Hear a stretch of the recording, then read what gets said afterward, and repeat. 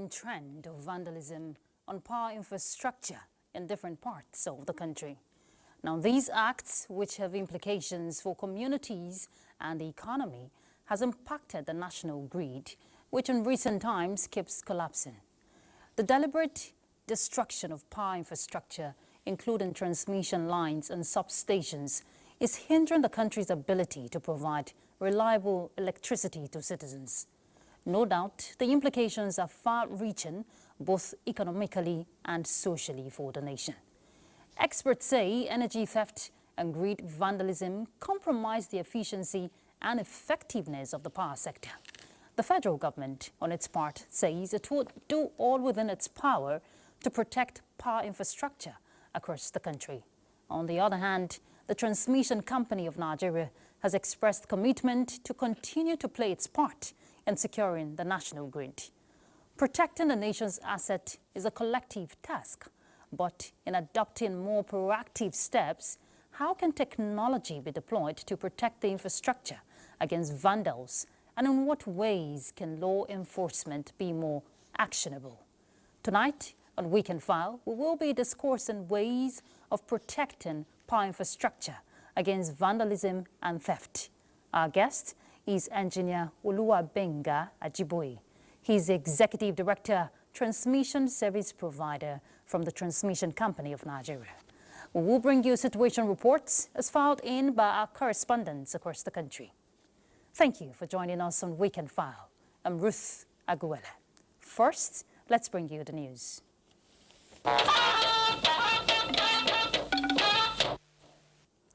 Minister of Justice and Attorney General of the Federation, Lateef Fagbemi, SAN, has called for the case file of the minors that were arraigned for participating in the August 2024 protest. In a statement personally signed by him, the AGF orders the Nigeria Police Force to transfer the case file to its office this Saturday and further directed the Director of Public Prosecution of the Federation to immediately ensure the matter, which was adjourned till January next year, be brought forward.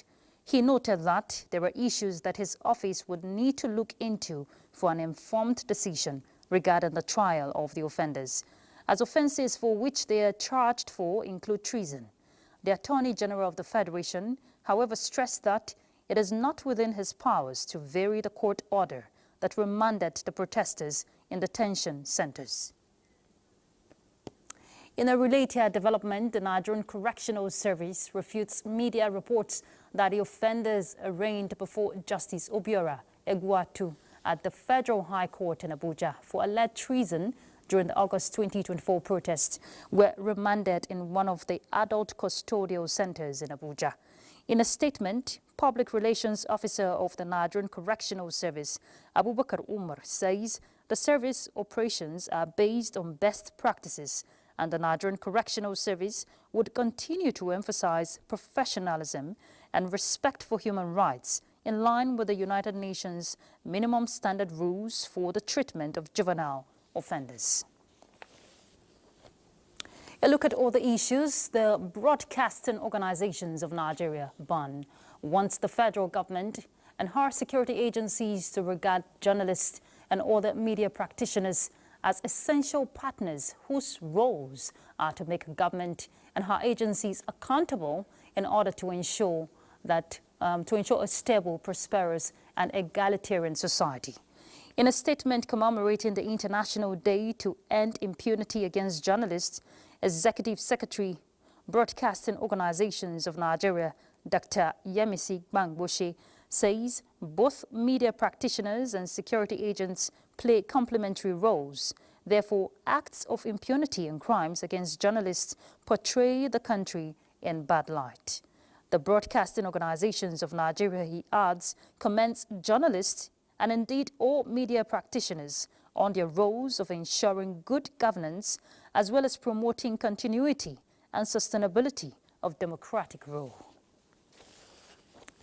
The Nigeria Police Force Microfinance Bank PLC says it is committed to satisfying its shareholders to have value for their investments through efficient and quality service delivery.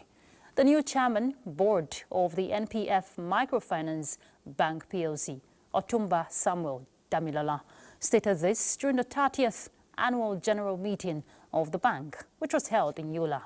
Rayanu Bala will tell us more.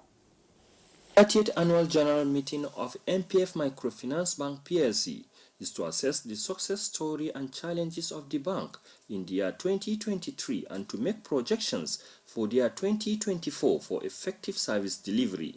The new chairman board of MPF Microfinance Bank, Otumba Samuel Damilola, and the new managing director, Habib Amuda Yusuf, assured the shareholders of improved services that will guarantee more dividends. They said training and retraining of staff will be key in its policy drive to enhance efficiency and to ensure shareholders' satisfaction. In spite of all the challenges in the financial industry, we still want to maintain our number one profile, that the dividend of the shareholders will not dwindle, and want to assure them for continuity of the success story. We'll continue to grow the bank from strength to strength and to deliver profits that the shareholders will be happy with our performance at the end of every year. Institutions have been paying dividend year in, year out, and that's the beauty of an investment. When you invest, you expect returns on your investments, so they have fulfilled their obligation to shareholders. They have been performing wonderfully since they are listed in the capital market, and there is no year they don't give us dividend. In Yola, Rayanu Bala, NTA News. Empowering women is not just a matter of social justice, but also a catalyst for national development.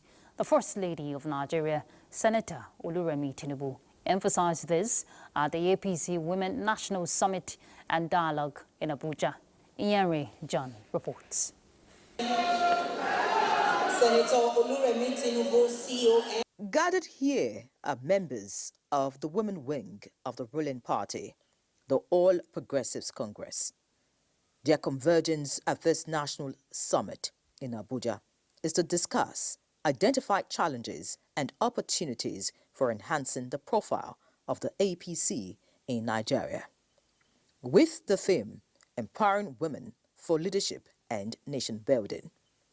The First Lady, Senator Oluremi Tinubu, led the charge in reminding women in the country to key into the renewed hope agenda to improve their economic fortunes. The renewed hope agenda of His Excellency President Bola Ahmed Tinubu GCFR places strong emphasis on creating opportunities for women to thrive economically, socially, and politically.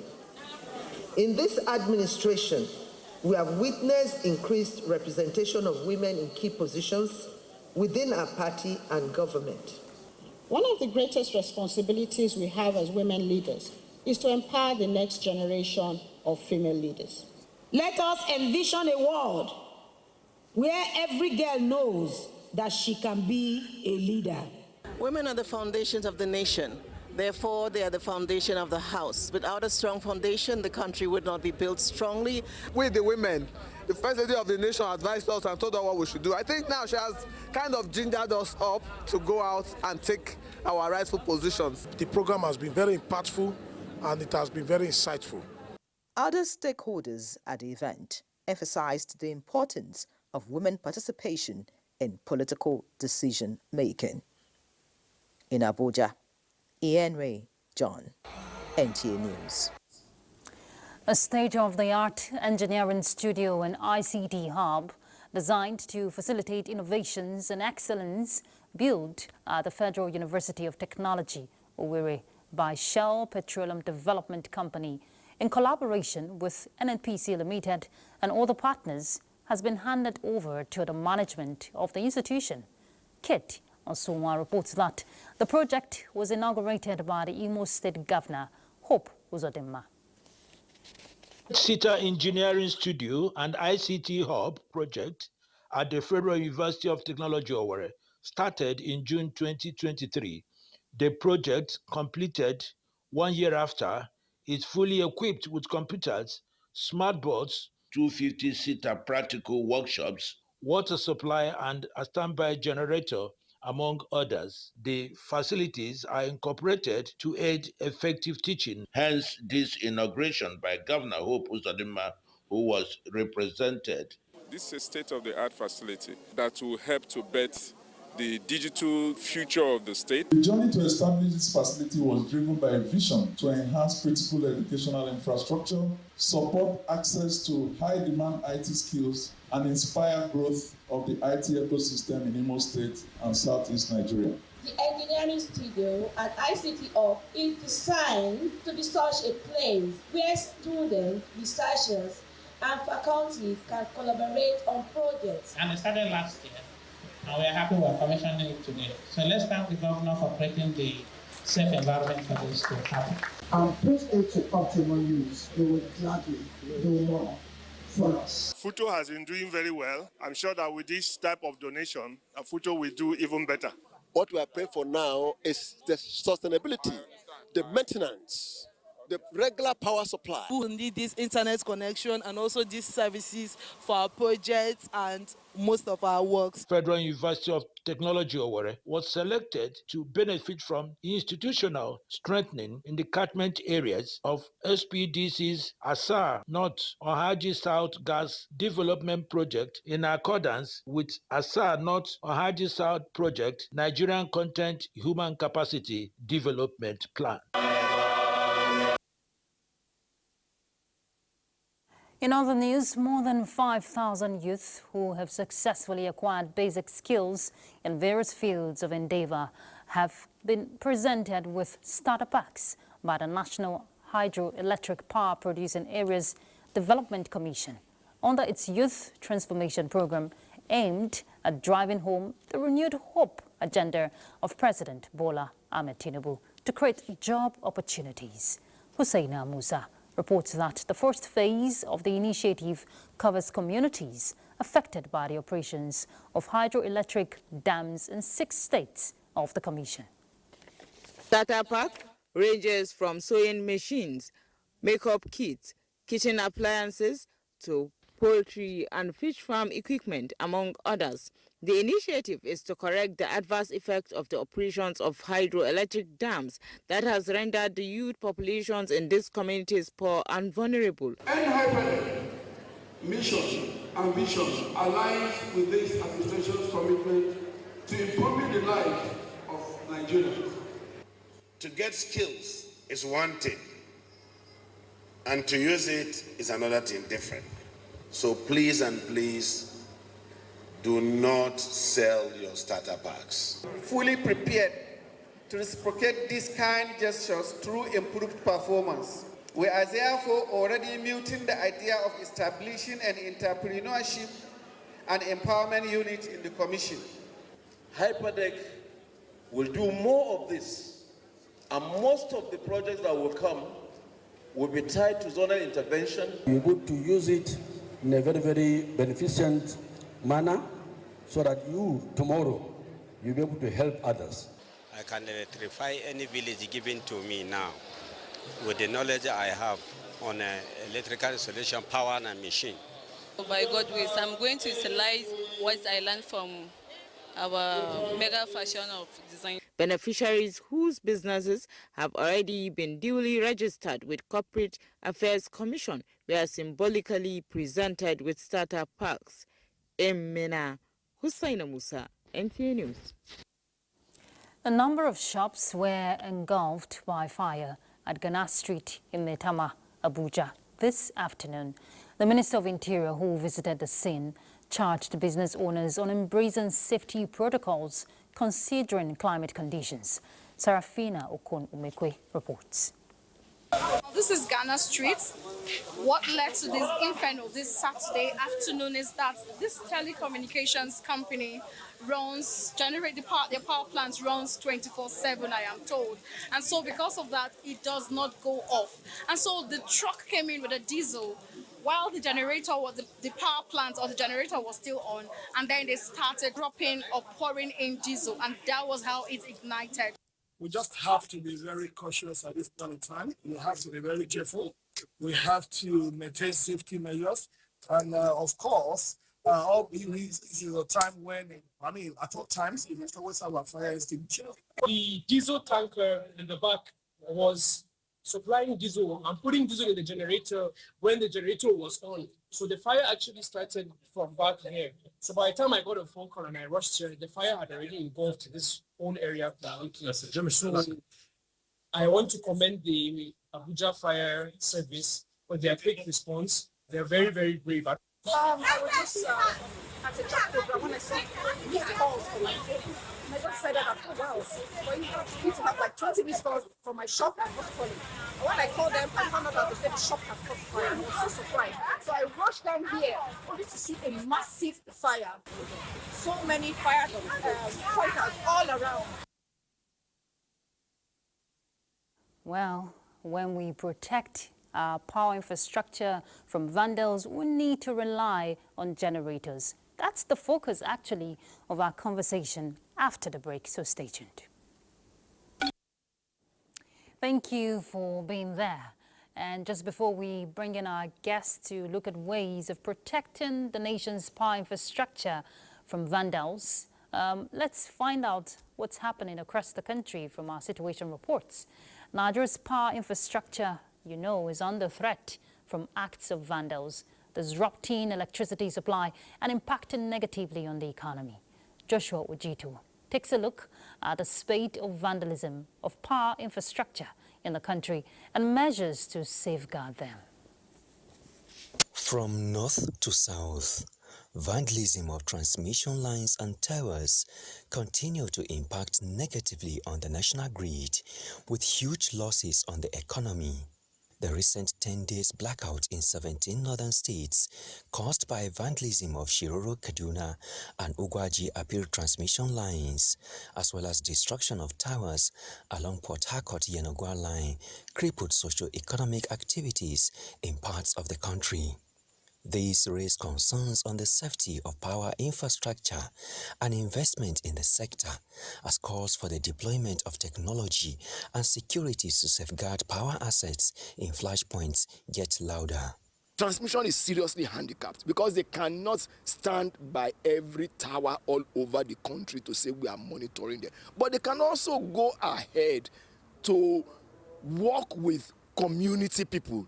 Regular vegetation control of transmission lines for clearer visibility and decentralization of the national grid are measures industry players say the transmission company of Nigeria, TCN, can adopt to mitigate impact of vandalism on the national grid.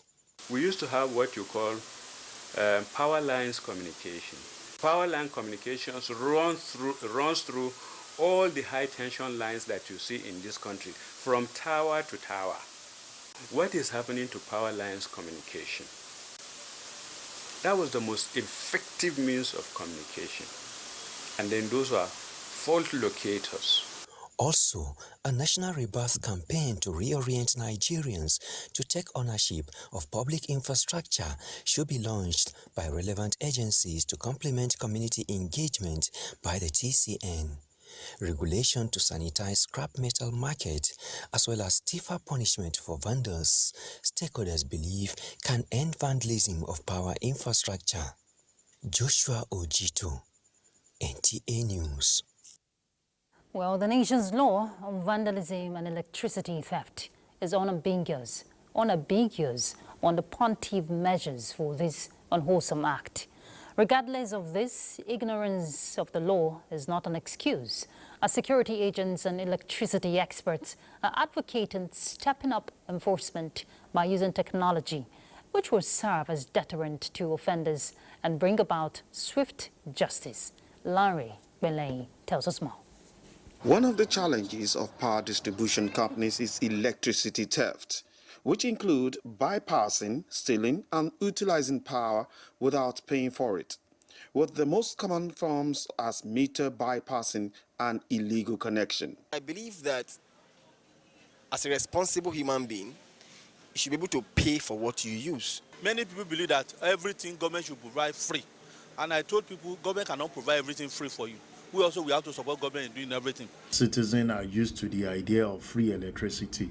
They still go ahead to bypass some of this meter because they don't have any sensor to even detect anything. Northern blackout was not due to technical grid collapse. It was vandalization. Minister of Power recently briefed the members of the Assembly on the recent power infrastructure vandalization, which he says is worrisome. The Nigerian Security and Civil Defense Corps says it has stepped up protection of the national assets to incorporate the use of technology in monitoring against vandals. And I believe that very soon, it will have fine-tuned the processes, and this will be made available for us to use. It is not an open source document because of the security implication of it. But when it is launched, finally, then it will enhance the monitoring of these critical national assets and infrastructure. The NSCDC is therefore calling the attention of the public to an app launched by the Ministry of Interior called N-Alert, which is for citizens to inform relevant authorities about any unwholesome act. The court also says the Criminal Code Act Section 451 on miscellaneous offences states that willful destruction of public property attracts 21 years in prison, which is enough information as they engage communities where these infrastructures are situated. In Lagos, Lanre Bilayi, NTA News. Up with the conversation we have in the studio, engineer Oluwabenga Ajiboye. He's the executive director, transmission service provider from the Transmission Company of Nigeria. Thank you very much for joining us, engineer Ajiboye. Hello, good evening. Good evening to you too. Vandalism, we're hearing, keeps affecting the power sector. For you, talking about the TCN now, give us an overview of how this vandalism is affecting the structure. The cost, the disruption to the power grid are the major problem we are facing now. We just need to understand the situation in the TCN as the provider of this infrastructure for transmission in the country.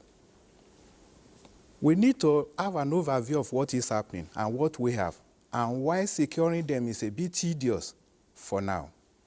Presently, we have about 111 330 kV line, totaling about 8,792 kilometers, comprising of over 18,000 towers. While 132 kV line is about 163, with covering about 7,930 kilometers. The total kilometer of lines we have in Nigeria on 330 and 132 is about 16,725 kilometers. You can see that it's enormous. And we cannot put people each on this tower because there are about 47,000 towers spread across the Nigeria to be able to take power to everybody. So when we're talking about securing this tower, we have means of doing them before, until the situation of bandwidth came in, and it's really affecting us now because we have two sets of sabotage in this sector. The people that only sabotage to go and sell scrap metals.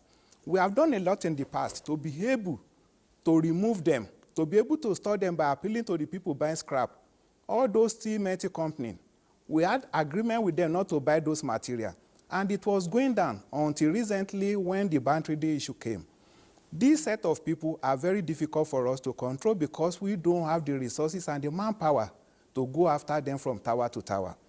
But we have been engaging and dealing with the situation by recently we collaborated and wrote to Office of the National Security Advisor, and we have been working on it. So this is the essence we have gone. And the civil defense have been helping us. But I think the enormous of the work is much, and they still need more manpower, more resources to be able to reach every places we have identified as prone area to the soft target of these people damaging it. So when you are talking about that, you can see how necessary it is to mount this, but it's not easy because it's so enormous. So the effect we have is this. For every tower damage, let me tell you, from 13th of January to 13th of October, 122 towers have been damaged. Engineer Ajiboye, what really is the challenge? Because some experts have come out to say it is lack of control of the vegetation communications line and towers, and also the ineffectiveness of the communication lines, which used to be very effective in the past. What changed?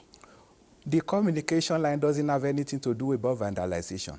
Okay. You can communicate or disrupt a line. We will know immediately that that line has been disrupted, but you cannot use it to stop the vandalization. So we are going further, a step further, because we have partnered with others. We have been discussing with others. Though it doesn't happen in other clients because the transmission service equipment are national assets that are being protected by the government. But now that it's happening in Nigeria, we have been discussing. Let me explain to you about communication. Communication is to carry just voice and data between substations. So it doesn't affect, either you have a solid communication or not. Anybody that still want to vandalize the line will still go there and vandalize it. What we are looking at now is real-time monitoring of this tower, which is going to provide a situation where we can see whatever is happening in an axis and have a mini control room with the security agencies to be able to monitor. And what we are trying to weigh off is this, a situation whereby you can monitor the line, you see the person vandalizing it, and you cannot do anything from your remote end. It doesn't make sense to us. So we are looking at a form of deterrent, either to have location where we are going to stay, people are going to stay, so that they can respond immediately to this threat when they are being done, not after they are being done. So that is it. Communication doesn't affect it. Okay. False locator doesn't affect it. We have a way of still monitoring the fault. We can tell you the kilometer this vandalism happened, immediately the tower is brought down. So that is what normally leads us to the area without much delay. And talking about the area, controlling the area, these power stations are, substations rather, are situated in communities. Is the TCN engaging communities? Because at the end of the day, they bear the brunt. Is there an aspect for community engagement to protect what is ours? Yeah, that is very certain. We have been doing that and we have not stopped. We have been engaging the community. You can notice one thing about the vandalization. They move away from those areas. We have pilfering that can happen in substations, but they are very minimal. But when you see this tower we are talking about, they are located far away from the state, from the place we have people. They are inside remote area in the far away bush. But nevertheless, we still assess this community. We still discuss with the people. But when it comes to the banditry, they have to be careful in dealing with these people. If they see them moving, we only told them, please don't challenge. Try to reach out to the nearest police station so that we can escalate it further. And that is what the community has been doing. It's not as if this community don't know what is happening, but they don't have the power to stop these people. Let me give you a typical example. Kaduna Shiroro, we have been informed that these people are moving towards the tower. But we try to rally around the security to be able to stop them. We never knew that that thing will happen in that dimension. We have been going to this place, repairing this line without people knowing, because we normally have people within the community that guide us about their movement. But this time around, they did more damage that we couldn't handle alone, and we are still on it working now. But earlier you mentioned that the TCN is in partnership with the NSCDC. What's the synergy like? Has any vandal, has anyone been caught, rather? Yeah. Okay. They have been catching people and they have been taking them to court. The other time we got information about the banditry, the threat we wanted to add on this Gwagwalada area, immediately we heard that, we notified them and they moved. They were able to prevent it and secure those areas for us before the Easter because they wanted to strike during the Salah. They were able to curtail them and nobody was able to go around that axis. And successfully they repaired them. So that is part of the work they have been doing for us. When we get the information from the community, we relay immediately to the security agencies and they move in to be able to secure them. But mind you, as I've told you, over 41,000 sites. How do we get enough information? That is why we are looking at the other way to be able to deploy drones that will be real-time monitoring of those areas that are prone or not accessible, easily accessible by human beings. Because this tower transfer valley, mountain in the bushes, and they are long to cover. If you're thinking of doing that, talking about the real-time surveillance, we're looking at proactiveness. Is that already in place? The discussion is ongoing. It has been submitted. So we are looking at the funding because it's not going to be small money that the TCN will be able to handle at this period of time when we are going through a lot of shortfall. Let me make it clear to you. we are going to spend, we have been spending since 13th of January to 13th of October. As I told you, 122 towers have been impacted, brought down. That is cost roughly estimate of over 8 billion naira is going to be spent. That we have spent part of it, we are still going to spend to be able to bring back this tower. Let us imagine that we commit those money to the station we are building, to the lines we are building. I know we would have succeeded in completing more and expand the grid for people to enjoy more light. Indeed, that's what Nigerians want. We'll continue with the conversation, Engineer Ajiboye. We have to take a break. Stay tuned. Thank you for being there. Before Engineer Ajiboye pick up with the conversation, we get to Maiduguri now, the Borno State capital, which we know has been grappling with frequent power outages, largely due to the spate of vandalism and theft targeting power infrastructure. Well, the crisis has disrupted daily life for residents and businesses alike, leading to increased resilience on alternative energy sources. Ngarju Anagawa provides more insight on this. Caused by this damage extends beyond financial cost of buying diesel and fuel by business owners and service providers, but disrupts socio-economic activities. In light of these challenges, efforts has greatly been made by Nigerian Security and Civil Defense Corps, NSCDC, in protecting critical electrical infrastructure, in addition to installation of modern security guardians against vandalism. We are determined to eradicate all criminal activities in Borno State.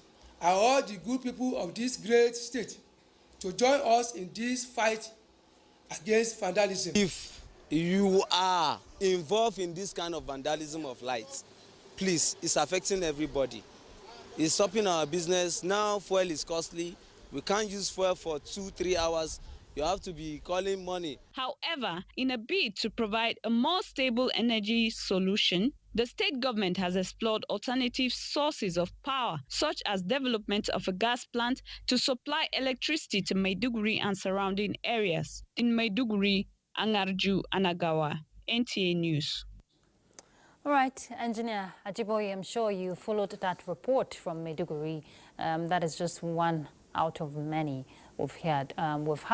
But good news, you know, power has been restored to some states in the northern part of the country. So tell us about that aspect. Well, power has been restored to all the states in the northern axis, including Maiduguri. Okay. We completed the rehabilitation of Tower 378 and 379 yesterday, and we restored power to Yobe and Maiduguri. So they are on the grid now, enjoying the power. It is unfortunate that that happened. We worked on that tower, and it was impacted on 28th of September again, after 29 days of restoration. So you can see the problem we are solving. Between those periods, just within 29 days, the civil defense and the local vigilante group were able to apprehend and repair 2 attacks on those vandals before they succeeded on that. So that is one. And the whole state we have been restored supply to, let me get it clear to people, though the power might be minimal, not the quantum that used to go there before, but we are working around the clock to be able to restore the light at that level. But the problem we are going to have now is redundancy, which might not be possible immediately because of the impacted Shiroro-Mando 330 kV line. The area has not been accessed easily by us. It's the security agents that are still working there. And we need to secure, they need to secure it for us to be able to move in with our own team of engineers to rehabilitate and replace those towers and be able to supply. Nevertheless, we are still going to get supply to the place through the other axis of Enugu to Makurdi, in the sense that these are provided in such a way that if one is down, the other one should be held. But unfortunately, what happened in the last attack was this: when Shiroro-Mando went down, we were relying on Ugwu-Makurdi line until they impacted that one on 21st of this month. We assessed both dimensions and realized that Ugwu-Makurdi is easier for us to manage because it's not active boundary site. They were only coming to attack and go. So we engage our security that have been assisting us, protecting our workmen, and they are working. So hopefully we have restored one of the lines 3 days ago, which is taking some power to the northern corridor. But in the next few days, we'll be able to bring back the second and restore the complete power to that axis. But we will not be able to have the full confidence of maintaining this power until we're able to put back Shiroro Mando, which might take few days after securing the site for TC engineer to be able to work. So we are very sorry about what happened. It's unfortunate, but it was beyond our scope because managing this national asset depends on the security agents.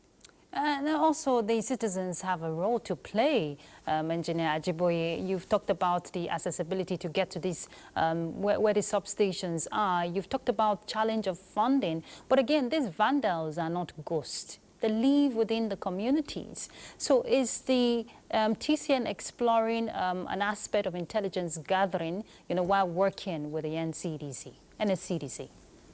We normally receive that from our men in the field and we pass it to them. But if the community don't talk to us, there is nothing we can hear. So we always engage them. We have meetings with them, both in Bauchi, Kaduna, Borno, Yobe. We have series of meetings with them, and which we normally educate the community and the government on how to secure. I think day before yesterday, and yesterday, I was on the entourage of the minister going around. We went to Kano State, we went to Kaduna State. It's on this same issue. Let them assist us in protecting this asset. And they have promised us that they will do in their own capacity to be able to secure them. And we are getting results from most of them. Because let me tell you, in the first quarter to the third quarter, we recorded about 120 attacks. In the third quarter we had now, we only had 2 attacks. And the 2 attacks was so massive in the sense that the area that was affected was many. But in the other time, we have been recording more than this. And we hope this trend will continue by reducing the number of vandalism on the tower that are bringing down disruption to power supply. I believe it's paying off our meeting with the community, with the state government, with the security agency. And I think it will continue in that trajectory. Okay, just before I let you go, why the TCN or the federal government is putting in so much, to restore or, re-stabilize the grid whenever it collapses and, going by the vandalism we see on this power infrastructure, there is also need, for Nigerians to be aware on the consciousness of protecting these assets. What's your message really to Nigerians? We have been telling everybody in Nigeria, this asset belongs to us. It serves us. If you are like to go down, both of us will suffer. Despite the fact that we are going to suffer more as a worker to be able to restore it, the discomfort it will bring to you is also there. We have been appealing to people, when you see something, make sure you say something. Don't think you don't care because you are paying for electricity bill and they have to give you supply. We need to appeal to people to be doing this. It is not easy because so many people are occupied and doing other things. But when you talk about the grid collapse, let me explain one thing to us. We have so many participants that can cause grid collapse. We have 3 major sectors in power chain, which is generation, transmission, and distribution. Yeah. Why the first two, generation and transmission, can easily cause system collapse, it can also occur and happen by the action and the inaction of distribution company. We need to understand this one. And when you are talking about the power value chain, let's assume we have 1 transmission company. We have about 28 generation company. We have 11 plus 2 disco. So any of these participants can cause this problem. When we are restoring the power grid, there might be delay due to unavailability of GENCO or generation or the equipment in the transmission, because it's a chain that must work together in equilibrium and synergy. So you cannot isolate any of them, both the transmission, distribution, and generation. If we start up a grid and there is no disco to evacuate the power, the transmission is just there to transport it. It cannot do anything. Yeah. It cannot carry the power that nobody is taking. The system will go down. We need to match the generation with the distribution consumption every moment. Power must be in equilibrium. If not, it will go down again. So when you are talking about the delay in restoration, we want to remind you and bring to the history. Since we have been having system collapse in this year, which we have recorded about 6, the rate of restoring is less than 24 hours compared to what we have been having in the past. It's an improvement on the part of the grid manager, which is the NISO, the ISO of the counterpart of the TCN. So we normally try to restore this grid, but as I've explained to you, it takes two to tango. It is not only the problem within transmission sector, it's from generation, transmission, distribution. Which is why, Engineer Ajiboye, there must be a strengthened network across the value chain. We are achieving that. All right. Thank you so much. Thank you. Nigerians just want quality, stable, and affordable power supply. Engineer Oluwabenga Ajiboye, he's the Executive Director, Transmission Service Provider from the Transmission Company of Nigeria. Thank you for your time on Weekend File. Thank you. Thank you, madam. All right, let's take a break. We'll be back. Thank you for staying with us. On the global scene, we have British Nigerian Kemi Badenoch has been elected the new leader of the United Kingdom's Conservative Party. And South Sudan postpones presidential election to December 2026. Kolo Mohammed reports. Badenoch defeated Robert Jenrick in the final round of voting. The final results saw Badenoch win 53,806 votes to defeat Jenrick, who scored 41,388 votes. Badenoch, who was raised in Nigeria, is the first woman of color to lead a major political party in the United Kingdom. She takes over from Rishi Sunak, the former UK Prime Minister, who led the Conservatives to their worst ever election defeat in July. She is a six-story leader in less than 8.5 years and faces the challenge of uniting a fractured party. Another report, conflicts, economic instability and climate shock combined with reduced funding for emergency food and agricultural assistance are driving alarming levels of acute food insecurity, the UN report warned. Immediate scale-up intervention is needed to prevent further deterioration in already vulnerable regions. The UN Food and Agriculture Organization and the World Food Programme say acute food insecurity is projected to worsen across 16 hunger hotspots during the next 6 months in 14 countries and 2 regions. In other news, head of the UN mission in South Sudan say a new plan is needed to restore the confidence in South Sudan's leadership. Florence Agiba, a youth representative, shared her disappointment, saying, "While we acknowledge the challenges that led to the extension of transitional period, we cannot help but feel a sense of disappointment and frustration. 2 years is indeed a long time for a generation that has grown up in conflict. It is 2 years of uncertainty and 2 years of delayed dream." It's important that we are going to have another period of 2 years. This will give the current transitional government to have, its all the remaining provisions in agreement implemented, so that the country will have elections by 2026 without any problems. While announcing the extension in September, the government cited uncompleted critical tasks. Kolo Muhammad, NTA News. Right next is sports update, and Francisca is set with the details. Francisca. Thank you, Ruth. Welcome to Sports Update. Finland tactician Mikael Lundström has joined Lobby Stars as head coach and took part in the training session with the Makodi-based team as they take on Remo Stars in Ikene on March the 10th of the Nigeria Premier Football League. The 50-year-old UEFA, a licensed coach, will work with technical advisor Daniel Amokachi. In other fixtures this weekend, El Kanemi Warriors take on Katsina United. Bendel aim to stop Sunshine Stars in Akure. Rangers are in Nasarawa, while Tornadoes and Shooting Stars go for supremacy test in Mina.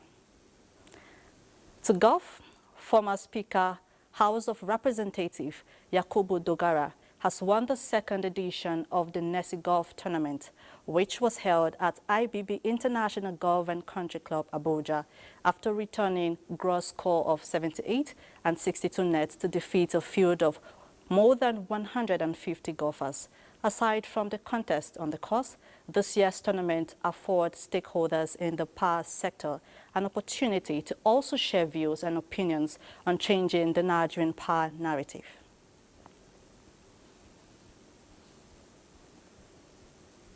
I've won, but because I participated.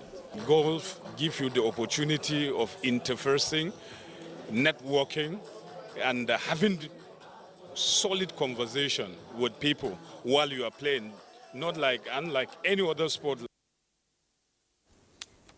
To tennis, NTA's Chukwunonso Wabuize has been re-elected Public Relations Officer of Nigeria Tennis Umpires Association with Efe Okwagbe as chairman at the elective Congress, with over 40 members across the country in attendance in Abuja. Chukwunonso, alongside 7 executive members, were elected on a post for a 4-year tenure after the constitution was ratified during the association's annual general meeting. What we're doing is to partner with the private sector, public and private sector, and even the government for the funding and the promotion of tennis officiating. The truth is, without a proper tennis officiating, the game of tennis cannot grow. They saw what I've done in the past 2 years, and with the review of the Constitution, they've rewarded me with another 4 years. That's a testament to what we've been doing.